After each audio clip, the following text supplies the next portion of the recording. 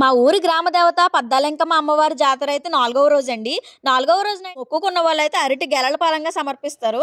కొంతమంది అయితే కోడి పిల్లల్ని, దీపాలని, చీరలు, సారెలు ఏం పెట్టాలనుకున్నా సరే ఈ రోజు నైట్ అయితే పెట్టేస్తారండి అమ్మవారికి. ఊరు వాళ్ళు కొంతమంది ఉరుదులేసి వెళ్ళిపోయిన వాళ్ళు ఉంటారు కదండి, ఎక్కడున్నా సరే అలా అయితే కన్ఫామ్ గా జాతరకు వస్తారండి. తర్వాత అయితే కథ చదువుతారు.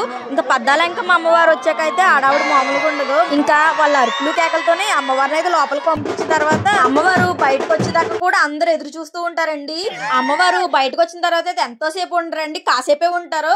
ఆ కాసేపు వచ్చిన తర్వాత అందరూ హారతి ఇచ్చి ధూపం వేసి అమ్మవారికి అయితే దండం పెట్టుకున్న తర్వాత అయితే అమ్మవారు లోపలికి వెళ్ళిపోతారండి. తర్వాత అయితే గుడి ముందు పద్మ ముగ్గు వేసి నీటి పాపం చేస్తారండి. ఆ ముగ్గులు అయితే ఏమి కెమికల్స్ వాడరు, అన్ని నేచురల్ గా ఉండే వేస్తారు. ఇంకా నీటి పాపను అయితే చేసేసి చాట్లు అయితే పెట్టేస్తారండి. నీటి పాపకైతే అలంకరణ భలే చేస్తారండి, మంగళసూత్రం గట్ట పెట్టి. తర్వాత నీటి పాప ఉన్న చాట్ను అయితే అందరి నెత్తి మీద పెట్టి ఆశీర్వాదం ఇస్తారండి. ఇదంతా అయిపోయాక ఊళ్ళో ఉన్న మగవాళ్ళందరూ కలిసి నీటి పాపను అయితే పక్కనున్న కాళ్ళలో కలిపేస్తారండి.